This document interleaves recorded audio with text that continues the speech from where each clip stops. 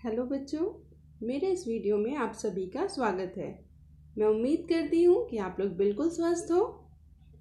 तो चलिए आपके गृह विज्ञान के ज्ञान को कुछ आगे बढ़ाते हैं और आपकी इकाई द्वितीय खाद्य विज्ञान एवं प्रौद्योगिकी के अध्याय 5 खाद्य प्रसंस्करण एवं प्रौद्योगिकी के भाग 2 का अध्ययन करते हैं। इसका भाग 1 मैंने अपने चैनल पे कुछ दिनों पहले ही शेयर किया है।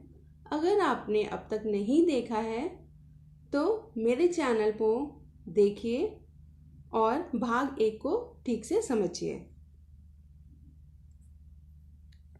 हमने क्या क्या पढ़ा था, एक बार उसका संक्षिप्त ज्ञान कर लेते हैं।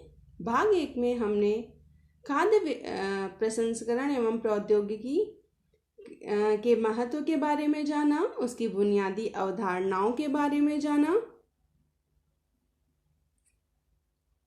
प्रसंस्करण एवं प्रौद्योगिकी का विकास किस तरीके से हुआ, खाद्य प्रसंस्करण और संरक्षण के क्या क्या महत्व हैं, इसको जाना एवं खाद्य विज्ञान, खाद्य प्रसंस्करण, खाद्य प्रौद्योगिकी एवं खाद्य विनिर्माण के बारे में भी जानकारी प्राप्त की।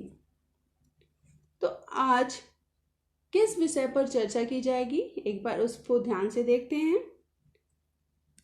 आज हम पढ़ेंगे नाशवानता और सेल्फ जीवन के आधार पर भोजन का वर्गीकरण, भोजन में गिरावट और खराबी क्या होती है,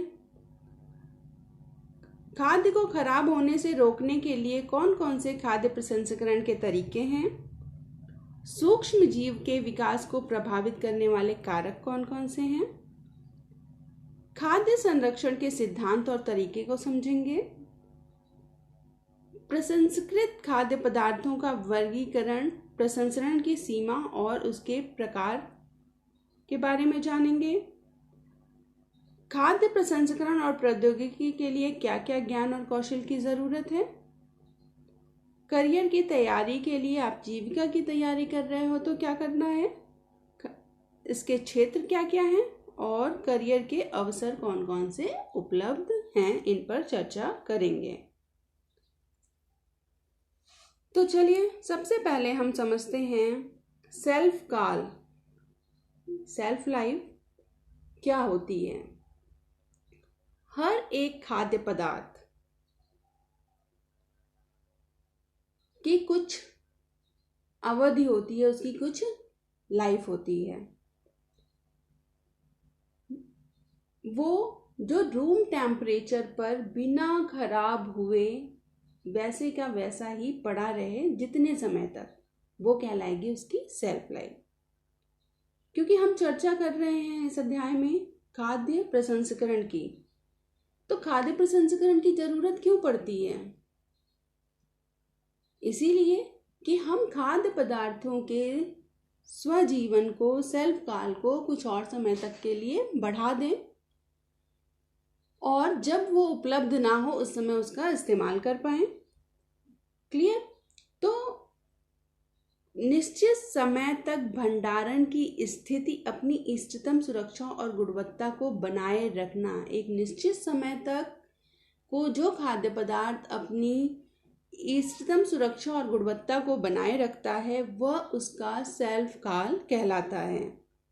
और भोजन का सेल्फ काल उस समय से शुरू हो जाता है जब भोजन का निर्माण होता है, और ये कई कारकों जैसे इसके विनिर्माण प्रक्रिया क्या है, पैकेजिंग के प्रकार क्या हैं, भंडारण की स्थिति कैसी है और अवयवों पर निर्भर करता है। किन किन बातों पर? विनिर्माण प्रक्रिया, पैकेजिंग, भंडारण की स्थिति और कौन कौन से अवयव उसमें इस्तेमाल किए गए हैं, इस पर निर्भर करता है।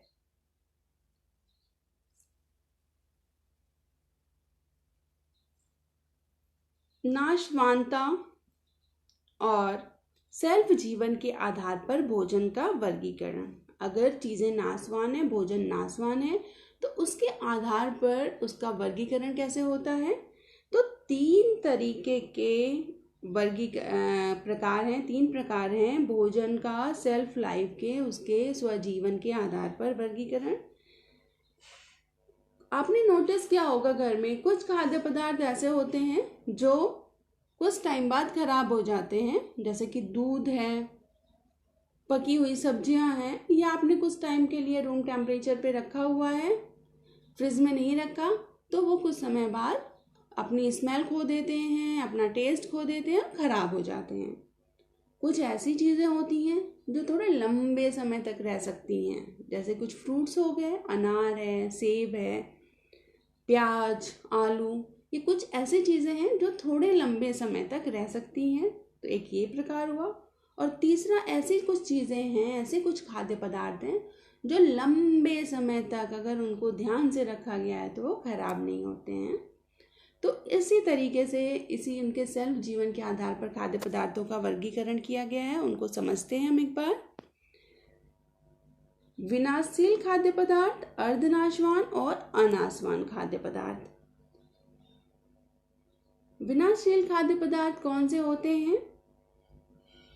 जिनको हम पेरिशेबल फूड भी कहते हैं इंग्लिश में। कमरे के टेम्परेचर में खराब होने से पहले कुछ घंटे व 1 या 2 दिन इनकी लाइफ होती है।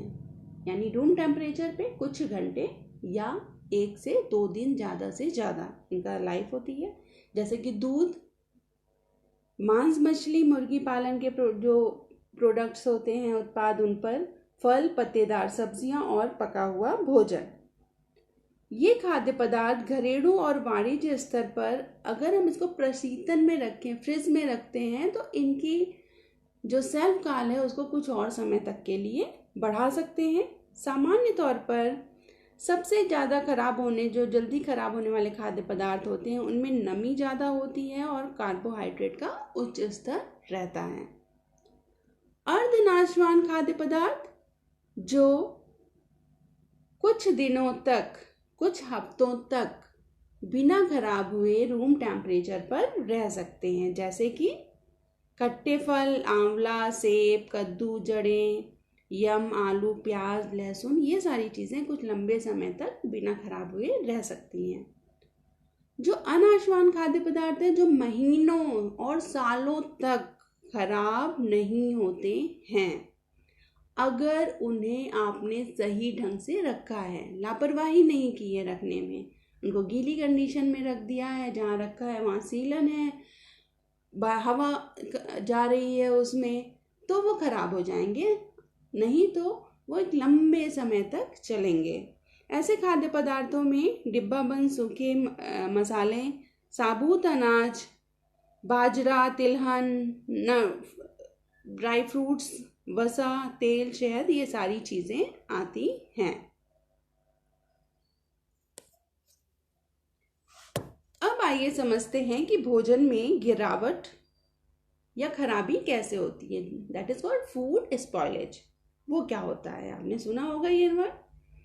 कोई भी खाद्य पदार्थ खराब होने का मतलब उसके जायके में कोई खराबी आए। जैसे कि आप कोई चीज़ बना के घर में रखते हैं, भूल गए आप बाहर फ्रिज में रखना, और आपने कुछ टाइम बाद उसको टेस्ट किया, तो जो टेस्ट था वो बदल जाता है, तो यानी जायके में परिवर्तन हो गया।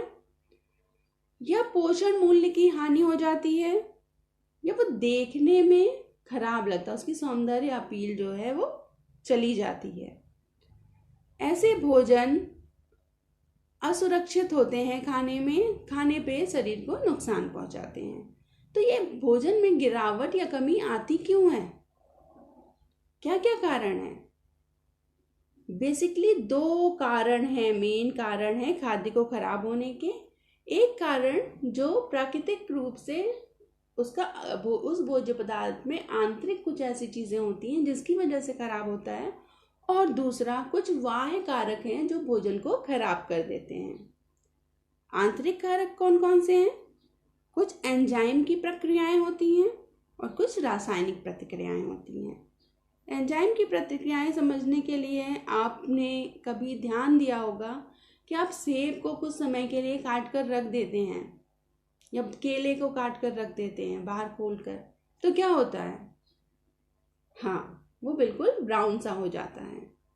तो ये केले या सेब में एंजाइम्स जो पाए जाते हैं उनका हवा के साथ रिएक्शन हो जाता है, तो ये एक आंतरिक कारण है, वो रिएक्ट करके ब्राउनिंग उसमें हो जाती है। कुछ रासायनिक कारण भी हैं। रासायनिक कारक क्या क्या है? कुछ केमिकल रिएक्शन खाद्य पदार्थ के अंदर ही होता है और वो अगर आप कुछ समय तक उन खाद्य पदार्थों को फ्रिज में ना रखें, बाहर ही रखें, तो उनके अंदर के केमिकल रिएक्ट करके वो खाद्य पदार्थ खराब हो जाएंगे। जैसे कि नॉनवेज मटेरियल है, अगर आप उसे कुछ समय तक के लिए कटा हुआ कच्चा बाहर रख देते हैं तो वो खराब हो जाता है। अब हम चर्चा करते हैं बाह्य कारक पर। ठीक है, तो बाह्य कारक क्या क्या है जो खाद्य पदार्थों को खराब करते हैं?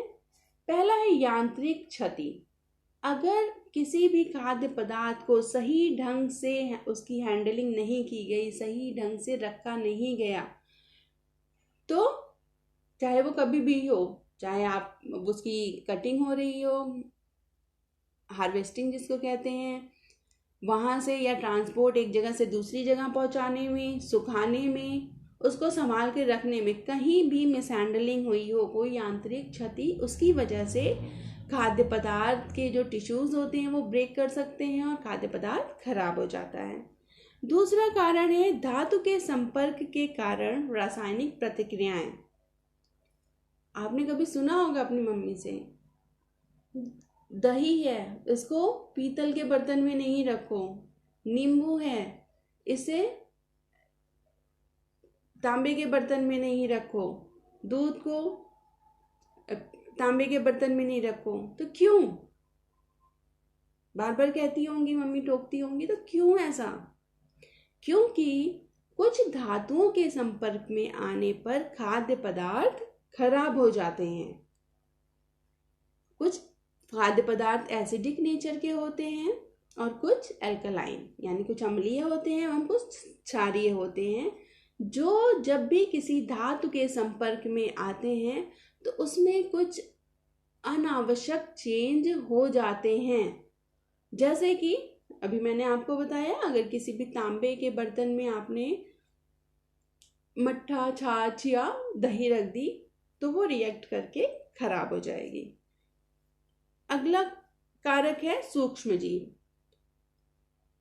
बहुत सारे सूक्ष्म जीव, बैक्टीरिया, ये विनाशता का, खाद्य विनाशीकरण का मुख्य कारण है। जैसे कि आप आटे को कुछ देर मार के बाहर रख के भूल गए, छोड़ दिया, तो क्या होता है, उसमें धीरे धीरे ईस्ट डेवलप होके खट्टापन आ जाता है जो टेस्ट में अच्छा नहीं लगता है। एक तो नेचुरल आप ईस्ट डालते हो और उसको फर्मेंट करते हो, दैट इज कि वो कंट्रोल्ड कंडीशन में आपने माइक्रो ऑर्गेनिज्म का उसमें डेवलपमेंट किया। लेकिन अगर वो अपने आप से हो रहा है तो वो टेस्ट अच्छा नहीं देगा। तो इस तरीके से कुछ सूक्ष्म जीव ऐसे हैं जो कुछ समय तक खाद्य पदार्थों को बिना संभाल के फ्रीज किए रखे हुए अगर आप बाहर रखते हैं तो उसमें वो माइक्रो ऑर्गेनिज्म डेवलप हो जाते हैं और खाद्य पदार्थ खराब हो जाता है। अगला कारक है कीड़े, कृंतक और पंछी। बहुत सारे खाद्य पदार्थों में जो खराबी आती है उसका कारण इंसेक्ट होते हैं, कुछ रूडेंट्स होते हैं यानी कि कृंतक और पक्षी होते हैं।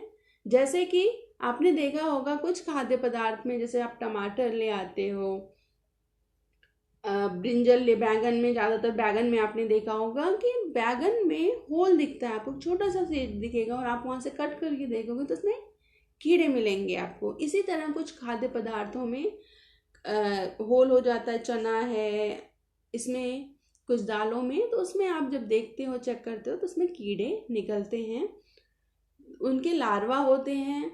कुछ जो है जिसको आप सूरी कहते हो यहाँ अपनी लैंग्वेज में, तो ऐसे कुछ कीड़े उसके अंदर से निकलते हैं। तो हमने अभी चर्चा की भोजन में गिरावट और खराबी की। दो कारक हैं, आंतरिक और बाह्य। आंतरिक कारण जो उसके अंदर ही एंजाइमेटिक रिएक्शन और रासायनिक प्रतिक्रियाओं के द्वारा होते हैं, और बाह्य कारक में यांत्रिक क्षति, धातु के संपर्क के कारण कुछ रासायनिक प्रतिक्रियाएं होती हैं, कुछ सूक्ष्म जीव और कुछ कीड़े, कृंतक और पक्षी खाने को खराब करने के लिए जिम्मेदार होते हैं। तो आइए अब चर्चा करते हैं सूक्ष्म जीव के विकास को प्रभावित करने वाले कारकों की। सूक्ष्म जीव के विकास को कौन कौन से कारक प्रभावित करते हैं? भोजन में पोषक तत्व क्या क्या है? जैसे कि प्रोटीन युक्त खाद्य पदार्थ, मांस, मछली, पोल्ट्री, अंडे, ऐसे खाद्य पदार्थों को बैक्टीरिया ज़्यादा पसंद करते हैं। इनको हम हाई रिस्क फूड के नाम से भी जानते हैं। ऐसे खाद्य पदार्थ जिनमें प्रोटीन होता है वो जल्दी खराब होते हैं। तो इस तरीके से भोजन में पोषक तत्व की वजह से भोजन खराब हो जाता है। भोजन में नमी या पानी की उपलब्धता कितनी है? जितना ज़्यादा पानी या मॉइस्चर होगा फूड मटेरियल में, उतनी ही जल्दी उसके खराब होने के चांसेस होंगे। ऑक्सीजन की उपलब्धता अगर है तो खाद्य पदार्थ खराब होने लगते हैं। कैसे? दो माइक्रो ऑर्गेनिज्म की ग्रोथ होने लगती है अगर ऑक्सीजन उपलब्ध होते हैं। दो तरीके के माइक्रो ऑर्गेनिज्म होते हैं, एक तो एरोबिक सूक्ष्म जीव होते हैं, दूसरा एनोरोबिक सूक्ष्म जीव होते हैं। एरोबिक सूक्ष्म जीव वो होते हैं जिनको अपने डेवलप करने के लिए, विकास करने के लिए ऑक्सीजन की ज़रूरत होती है। एनोरोबिक जिनको ऑक्सीजन की ज़रूरत नहीं होती, ये बिना ऑक्सीजन के भी डेवलप कर जाते हैं। तो ऑक्सीजन की उपलब्धता भी खाद्य पदार्थों को प्रभावित करती है, खराब करने को, नाशवानता को, सूक्ष्म जीव के विकास को प्रभावित करती है। इसके अलावा है भौतिक और पर्यावरणीय कारण। कुछ भौतिक और पर्यावरणीय कारण है, जैसे तापमान और भोजन का पीएच मूल्य। ये खाद्य पदार्थ को खराब कर देते हैं, या क्योंकि इस कंडीशन में सूक्ष्म जीव जल्दी विकसित हो जाते हैं। अगर तापमान सही नहीं है, कम टेम्परेचर नहीं रखा गया है, तो माइक्रोबियल एक्टिविटी होने लगती है। और कई खाद्य पदार्थों का जो पीएच मूल्य होता है, जिसकी वजह से वो अम्लीय हैं या क्षारीय हैं, उनके स्वभाव का पता चलता है, वो भी खाद्य पदार्थ को खराब करने में, उसमें सूक्ष्म जीव के विकसित करने में सहायक होते हैं। कुछ बैक्टीरिया 5 से 6 डिग्री सेंटीग्रेड के बीच भी बढ़ते रहते हैं, और इसलिए 5 से 7 डिग्री सेंटीग्रेड जो टेम्परेचर है उसको खतरे के रूप में जाना जाता है। तो बेसिकली जो खाद्य पदार्थ में सूक्ष्म जीव डेवलप करते हैं, उनको प्रभावित करने वाले ये 5 कारक: भोजन में पोषक तत्व, पानी की उपलब्धता, ऑक्सीजन की उपलब्धता, भौतिक पर्यावरणीय कारण जिसमें तापमान और पीएच मूल्य आता है, ये शामिल हैं।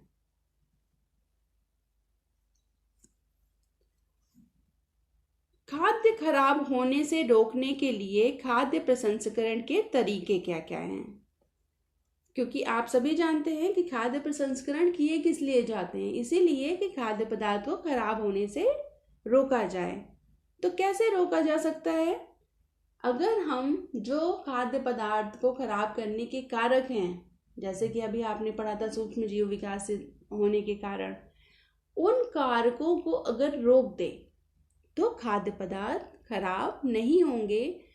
मतलब उनका स्वजीवन है जो वो थोड़ा सा बढ़ जाएगा और माइक्रोबियल गतिविधि रुक जाएगी।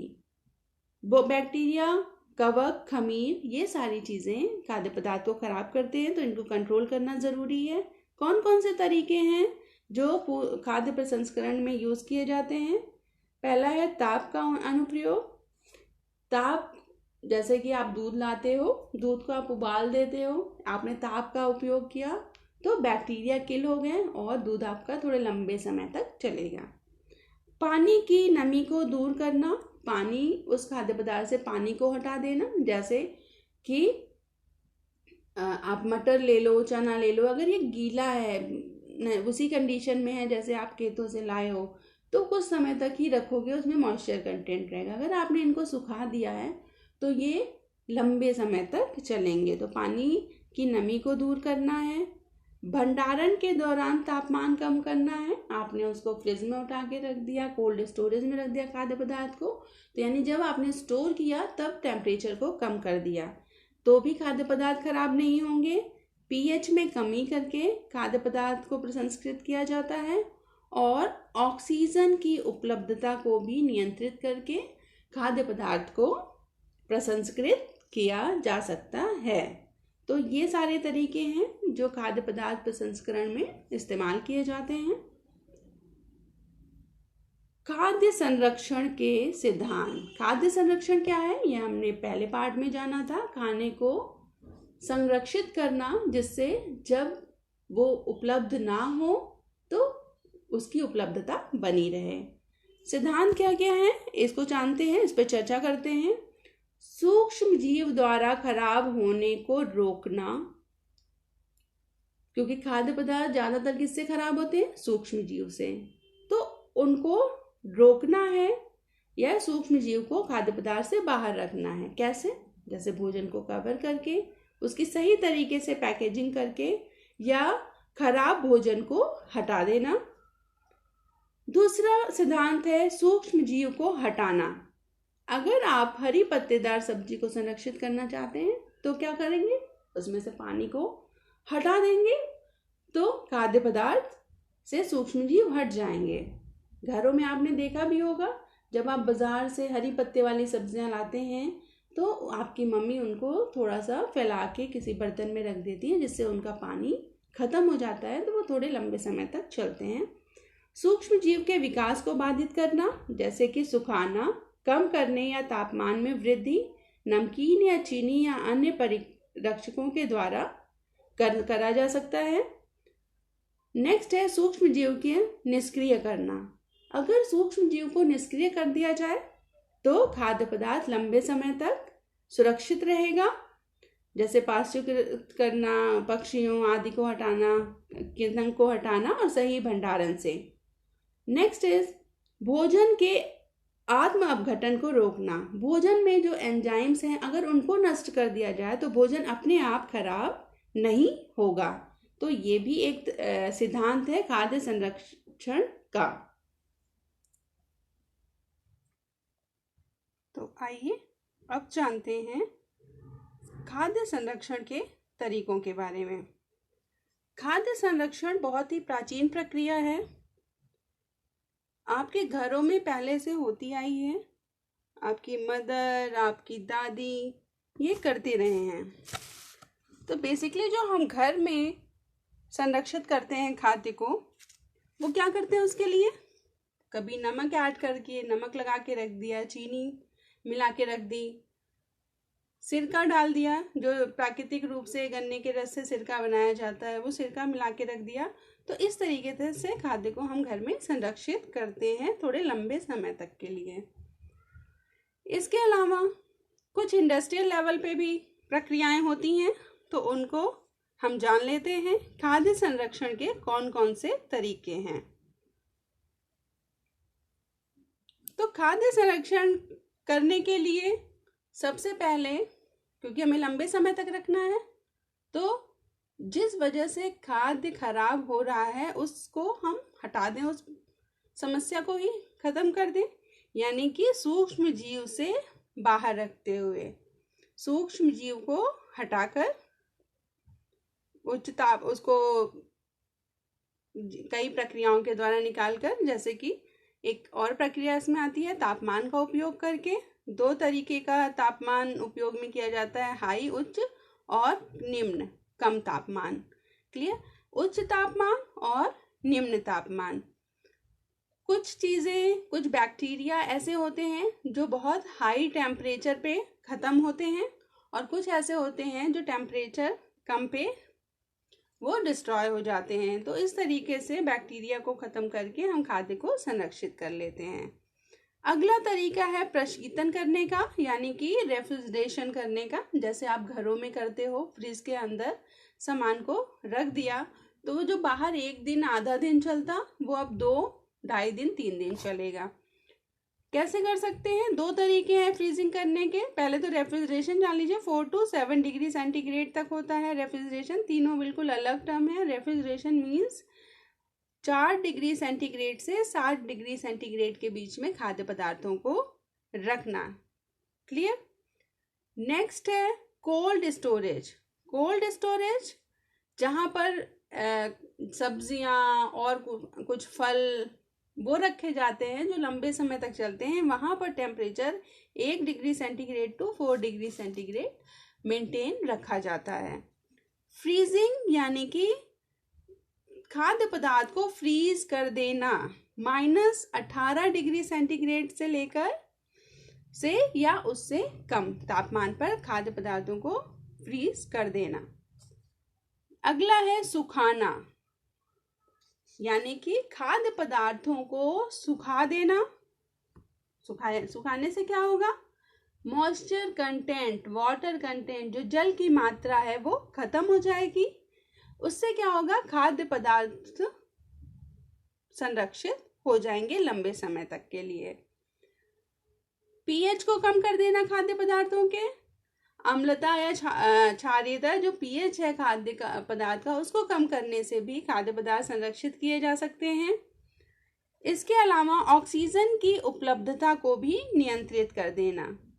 ऑक्सीजन, जो खाद्य पदार्थ में स्टोर करने पे ऑक्सीजन आते हैं, जैसे आपने सुना होगा इस चीज़ को एयर टाइट डिब्बे में रखेंगे तो ये लंबे समय तक चलेंगे, तो यानी हम ऑक्सीजन की उपलब्धता को नियंत्रित करते हैं। उस तरीके से भी खाद्य पदार्थ संरक्षित किए जाते हैं। कुछ परिरक्षकों का, प्रिजर्वेटिव का इस्तेमाल करके, प्रिजर्वेटिव क्या होते हैं? जो खाद्य पदार्थों में मिलाए जाते हैं जिससे उनका समय, उनका जो सेल्फ लाइफ है वो बढ़े और वो सुरक्षित पड़े रहें। तो 2 तरीके के परिरक्षक प्रिजर्वेटिव यूज किए जाते हैं, प्राकृतिक और रासायनिक। प्राकृतिक जो प्रकृति के रूप में होते हैं, जैसे कि नमक, चीनी, सिरका, क्लियर।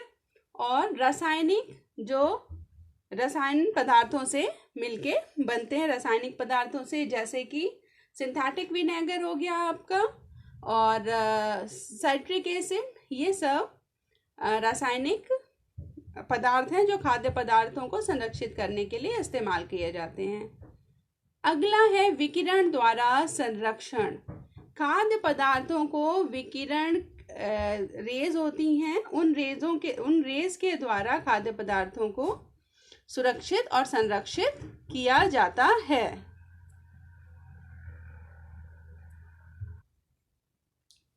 तो विकिरण में मुख्यतः गामा किरणों का और कैथोड किरणों का प्रयोग किया जाता है। क्लियर।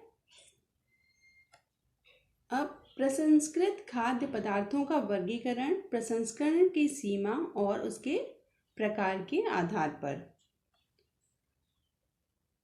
खाद्य प्रसंस्करण की सीमा और उसके प्रकार के आधार पर मुख्यतः जो वर्गीकृत खाद्य पदार्थ हैं उसमें पहला टाइप है न्यूनतम प्रसंस्कृत खाद्य पदार्थ, यानी कि ऐसे खाद्य पदार्थ जिनका जितना कम से कम संसाधित किया जाए, ऐसे खाद्य पदार्थ जिनको कम से कम संसाधित किया जाए, सिर्फ उतना ही किया जाए जिससे उसकी ताज़ापन और गुणवत्ता बनी रहे।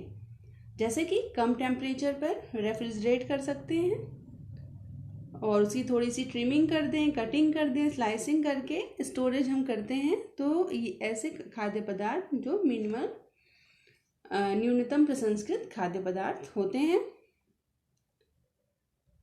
अगला है संरक्षित खाद्य पदार्थ। संरक्षित खाद्य पदार्थ वो होते हैं जिसमें उत्पाद की मूल विशेषताओं को काफ़ी हद तक उसमें कोई बदलाव नहीं किया जाता है, यानी कि जैसा खाद्य पदार्थ बिना प्रसंस्कृत किए, बिना संसाधित किए लग रहा था, वैसा ही वो लगे, उसमें कोई खास परिवर्तन नहीं हो।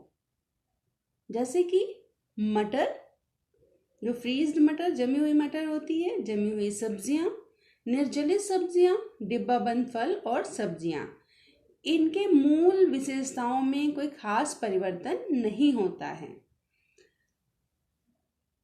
अगला है निर्मित खाद्य पदार्थ। निर्मित खाद्य पदार्थ कच्चे उत्पादों की मूल विशेषता को खो देते हैं, यानी कि जैसे वो कच्चे होते हैं उनको प्रसंस्कृत करके उनकी स्वाद, उनकी जो मूल विशेषता है वो चली जाती है और बेसिकली संरक्षण की बुनियादी तकनीकों का इसमें उपयोग किया जाता है निर्मित खाद्य पदार्थ बनाने के लिए। अक्सर नमक, चीनी, तेल और यहाँ तक कि कुछ रासायनिक संरक्षक का भी इस्तेमाल किया जाता है, जैसे कि अचार, जैम, मुरब्बा, पापड़। ये सारी चीज़ें निर्मित खाद्य पदार्थ हैं जिसमें कच्चे उत्पाद की जो मूल विशेषता है, मूल स्वाद है, उसमें परिवर्तन आ जाता है। अगला है तैयार खाद्य पदार्थ। तैयार फूड्स, तैयार खाद्य पदार्थ अलग अलग अवयवों के मिश्रण और प्रसंस्करण के द्वारा तैयार किया जाता है। इसके परिणाम स्वरूप रोटी, बिस्किट, आइसक्रीम, केक, कुल्फी जैसे अपेक्षाकृत सेल्फ स्थिर खाद्य उत्पाद उत्पादित होते हैं, जैसे कि आइसक्रीम हो गई, आपके बिस्किट, केक, कुल्फी, ये सारी चीज़ें तैयार खाद्य पदार्थों की श्रेणी में आती हैं। इसको फॉर्मुलेटेड फूड भी कहते हैं। इसमें प्रोसेसिंग की जाती है, प्रसंस्करण द्वारा अलग अलग अवयवों को मिलाकर बनाया जाता है। अगला है व्युत्पन्न खाद्य पदार्थ या फूड डेरिवेटिव जिसे कहेंगे। इस तरीके के खाद्य पदार्थों में खाद्य पदार्थ के घटक को शुद्धिकरण करके कच्चे उत्पाद से बनाया जाता है। मीन्स कच्चे उत्पाद को शुद्ध करके फूड डेरिवेटिव या व्युत्पन्न खाद्य पदार्थ बनाए जाते हैं। साधारण सा इसका एक एग्जाम्पल है कि गन्ने के रस से चीनी का निर्माण करना, यानी कि कच्चे खाद्य उत्पाद में शुद्धिकरण किया गया, गन्ने का रस, उसको शुद्धिकरण किया गया और उससे चीनी का निर्माण किया गया। या कोई भी तेल जो सरसों या मूंगफली किसी भी से खाद्य पदार्थ से जो ऑयल सीड्स होते हैं उनसे तेल निकलता है, उनको जो निकालने की प्रक्रिया होती है वो भी फूड डेरिवेटिव्स या व्युत्पन्न खाद्य पदार्थ होते हैं। कार्यात्मक खाद्य पदार्थ, ऐसे खाद्य पदार्थ जो नाम से ही आपको समझ में आ रहा होगा, जो मानव स्वास्थ्य पर एक लाभकारी प्रभाव डालते हों, किसी पर्पस के लिए, कार्य के लिए बनाए गए हों, जैसे कि प्रोबायोटिक और लाइकोपेन। आपने बहुत देखा होगा, आपको चित्र में ये दिख रहा है, याकुल्ट बहुत कॉमन है आजकल। ये प्रोबायोटिक मिल्क है। ऐसा माना जाता है कि ये जो प्रोबायोटिक चीज़ें हैं जब हम खाते हैं तो हमारी इम्यूनिटी स्ट्रांग होती है और हम खाद्य पचाने में ये सहायक होते हैं। अगला प्रकार है चिकित्सा खाद्य पदार्थ। चिकित्सा खाद्य पदार्थ, एज इट्स नेम इंडिकेटेड, रोग के आहार प्रबंधन में इसका उपयोग किया जाता है। किसी पर्टिकुलर रोग से लड़ने के लिए, उसके प्रबंधन के लिए इसका उपयोग किया जाता है। जैसे कि लैक्टोज फ्री दूध बनाया जाता है ऐसे लोगों के लिए जो लैक्टोज को पचा नहीं पाते हैं, लैक्टोज इंटॉलरेंस जिनमें होती हैं, या कम सोडियम वाला नमक जिनका ब्लड प्रेशर हाई होता है, ऐसे लोगों के लिए। तो ये सारे खाद्य पदार्थों का वर्णन है उनके प्रसंस्करण और प्रकार सीमा के आधार पर। जब भी हम खाद्य प्रसंस्करण और प्रौद्योगिकी में शामिल होना चाहते हैं एक पेशेवर के रूप में, तो ज्ञान और कौशल की एक विस्तृत श्रृंखला होनी आवश्यक है एक पेशेवर बनने के लिए, जिसे मुख्यतः 3 चरणों में वर्गीकृत किया गया है। कौन कौन से चरण हैं, आइए देखते हैं। रेसिपी विकास, यानी कि रेसिपी को बनाना, ठीक है, अलग अलग रेसिपीज़ को, अलग अलग तरीके के खाद्य पदार्थों को विकसित करना, एक सामग्री के रूप में भोजन और खाद्य उत्पादों का विकास करना। तो ये 3 चरण में वर्गीकृत किए गए हैं। जो भी व्यक्ति खाद्य प्रसंस्करण और प्रौद्योगिकी में शामिल होना चाहते हैं उनके लिए इस क्षेत्र में ज्ञान और कौशल की आवश्यकता होती है। इसको हम विस्तृत रूप में अगर देखते हैं तो क्या क्या ज्ञान और कौशल की आवश्यकता है। खाद्य विज्ञान, माइक्रोबायोलॉजी, खाद्य प्रसंस्करण, खाद्य सुरक्षा, गुणवत्ता और खाद्य विनिर्माण, इनका ज्ञान होना जरूरी है। संरचना, गुणवत्ता और संरचना मतलब खाद्य की संरचना, उसकी गुणवत्ता और सुरक्षा के लिए कच्चे और पके हुए निर्मित खाद्य पदार्थों का विश्लेषण, खाद्य सामग्री, खाद्य तैयारी और खाद्य उत्पाद में बड़े पैमाने पर उनके उपयोग, खाद्य पैकेजिंग और लेबलिंग, औद्योगिक प्रथाओं, सिस्टम, नियंत्रण, वितरण चैनल, उपभोक्ता खरीद पैटर्न, इन सब का ज्ञान होना आवश्यक है।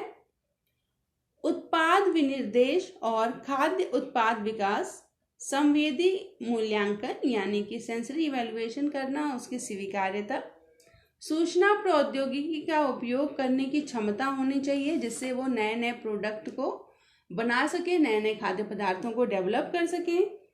भोजन तैयार करने और खाना पकाने में उनका कौशल होना ज़रूरी है जिससे वो सही प्रकार से भोजन तैयार कर सकें और खाना पका सकें। व्यंजनों को डिज़ाइन करने का कौशल, उसको विश्लेषण करने का और अनुकूलित करने का कौशल होना आवश्यक है। तो ये सभी क्षेत्रों का ज्ञान और कौशल एक खाद्य प्रसंस्करण प्रौद्योगिकी के क्षेत्र में जाने वाले व्यक्ति के लिए अति आवश्यक है, उसको इम्पॉर्टेंट है, उसको ये जानना बहुत ज़रूरी है। It is clear? हाँ। तो अगर आप अपने जीविका की तैयारी के लिए इसको एक क्षेत्र के रूप में चुनना चाहते हैं, आप अपना करियर इसमें बनाना चाहते हैं खाद्य प्रसंस्करण एवं प्रौद्योगिकी में, तो क्या आपको एजुकेशनल क्वालिफिकेशन की कौन सी शैक्षिक योग्यता की आवश्यकता है? इसको ध्यान से सुनिए।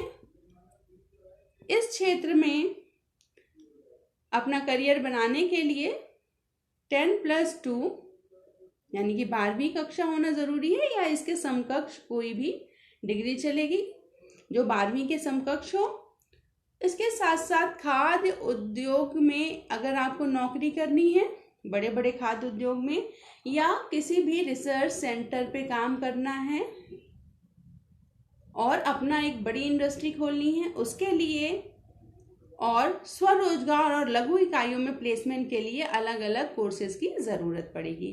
तो अगर आप खाद्य उद्योग में नौकरी करना चाहते हैं, कुछ रिसर्च में जाना चाहते हैं और कोई उद्यमिता के लिए प्रशिक्षण लेने के लिए, तो आपको क्या ज़रूरत है?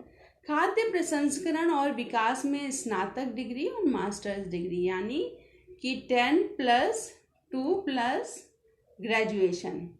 क्लियर? किसमें?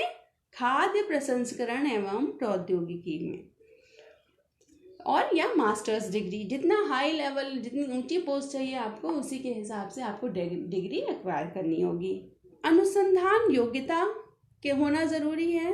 अगर आप रिसर्च फेलो बनना चाहते हैं तो उसकी योग्यता है, रिसर्च करने की क्षमता होनी चाहिए, वो योग्यता भी आपको करनी है। अगर आप स्वरोजगार और लघु उद्योग इकाइयों में प्लेसमेंट लेना चाहते हैं तो क्या करना है?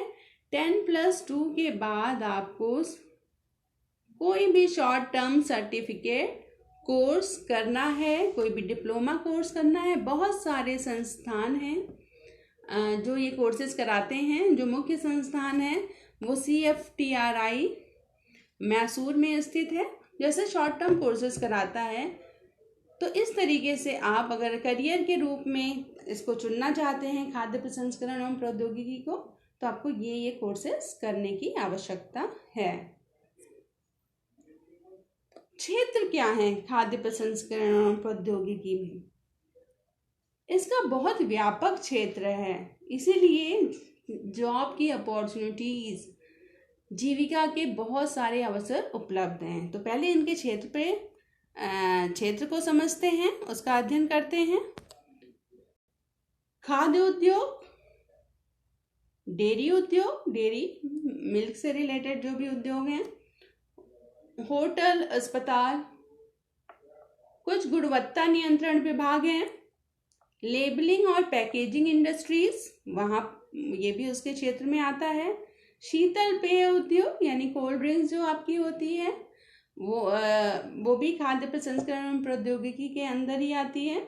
मछली और मांस प्रसंस्करण, फल एवं सब्जी प्रसंस्करण, चावल और आटा मिल, अनाज बाजरा का प्रसंस्करण, ये सारा क्षेत्र है खाद्य प्रसंस्करण एवं प्रौद्योगिकी का। तो आप देख सकते हैं एक बहुत वास्ट क्षेत्र है इसका, बहुत बड़ा क्षेत्र है। तो जितना बड़ा क्षेत्र है, जॉब के अवसर उतने ही ज़्यादा उपलब्ध हैं, जीविका के अवसर उतने ही ज़्यादा उपलब्ध हैं। अब हम चर्चा करते हैं कि जीविका के कौन कौन से अवसर हैं, यानी कि अगर आपने खाद्य प्रसंस्करण एवं प्रौद्योगिकी की डिग्री ले ली है 10+2 के बाद, तो आप क्या क्या कर सकते हैं। उत्पादों का तकनीक विपणन, विपणन मीन्स मार्केटिंग कर सकते हैं। उत्पादन प्रबंधन, परियोजना कार्यान्वयन का कार्य कर सकते हैं। उद्यमिता विकास में कार्यरत हो सकते हैं। विपणन और बिक्री कार्मिक बन सकते हैं। संवेदी मूल्यांकन, सेंसरी एवेल्युएशन, यानी कि टेस्ट करने का, जो टेस्ट किसी खाद्य पदार्थ के टेस्ट का मूल्यांकन कर सकते हैं। स्वाद का गुणवत्ता आश्वासन, खाद्य पदार्थ की गुणवत्ता के लिए अनुसंधान, उत्पाद विकास के क्षेत्र में जा सकते हैं, अवसर हैं। परियोजना, वित्त पोषण मूल्यांकन, और लास्ट बट नॉट लीस्ट कह सकते हैं कि शिक्षण, अनुसंधान और परामर्श के क्षेत्र में भी जीविका के अवसर उपलब्ध हैं।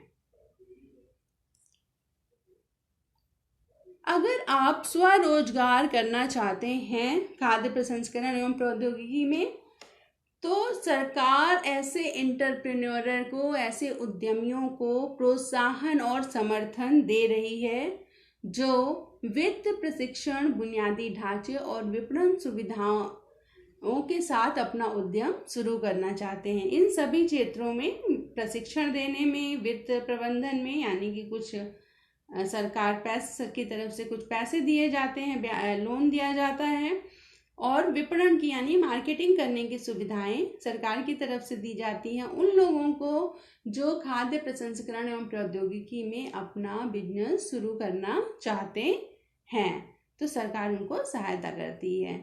कई बैंक द्वारा वित्तीय सहायता भी प्रदान की जाती है, स्पेशली किसको, महिला उद्यमियों को। उनको प्रोत्साहन दिया जाता है। अचार, पापड़, भुना अनाज, फूला अनाज, तला हुआ नाश्ता आदि के छोटे पैमाने या कुटीर उद्योग को शुरू करने में सहायता करती है सरकार। छोटा सा इसका एक एग्जाम्पल है लिज्जत पापड़, आपने सुना होगा। लिज्जत पापड़ महिलाओं का एक संगठन है, उसके द्वारा बनाया जाता है, महिला कल्याण संस्था के द्वारा, और ये अब बहुत बड़ा नाम हो चुका है। पहले ये एक छोटे स्तर से शुरू किया गया था। तो स्वरोजगार के भी अवसर उपलब्ध है, सरकार सहायता देती है। तो ये चैप्टर आपका यहीं खत्म हुआ, आपको समझ आया होगा। तो अब कुछ प्रश्नों को करिए, उनको हल करिए, तो आपको और अच्छे से चैप्टर याद हो जाएगा। प्रश्न लिखिए, हमें भोजन को संसाधित करने और संरक्षित करने की आवश्यकता क्यों है। क्वेश्चन नंबर 2, भोजन खराब होने का क्या कारण बनता है और ये मानव उपभोग के लिए कैसे अयोग्य बना देता है। तीसरा, भोजन खराब आमतौर पर बैक्टीरिया के कारण होता है। बैक्टीरिया को बढ़ने और उसका गुणा होने के लिए 4 स्थितियां कौन कौन सी हैं। क्वेश्चन नंबर 5, सेल्फ जीवन का विस्तार करने के लिए खाद्य प्रसंस्करण में क्या क्या किया जाता है। और क्वेश्चन नंबर 5, लेबल पर दिए गए पोषण मूल्यों के बारे में जानकारी कैसे उपयोगी है। आप इसके लिए आपको क्या करना है, इस प्रश्न को करने के लिए लेबल उठाइए, आप अपने घर में जो खाद्य पदार्थ आते हैं उनके लेबल पर देखिए, जो पोषण मूल्यों की जानकारी दी हुई होती है वो आपके लिए कैसे उपयोगी है वो आप लिखिए। और 10+2 10+2 परीक्षा पूरी करने के बाद खाद्य प्रसंस्करण और प्रौद्योगिकी के क्षेत्र में पेशेवर बनने के लिए क्या क्या कोर्स करने की ज़रूरत है, क्या क्या बुनियादी कोर्स करने की ज़रूरत है, क्या क्या प्रशिक्षण लेने की आवश्यकता है। तो अगर आपको मेरा वीडियो पसंद आया हो तो इसे लाइक, शेयर, सब्सक्राइब करना ना भूलें और बेल बटन ज़रूर दबाएं, जिससे आगे की होने वाली गतिविधियों की सूचना आपको मिलती रहेगी। Thank you so much.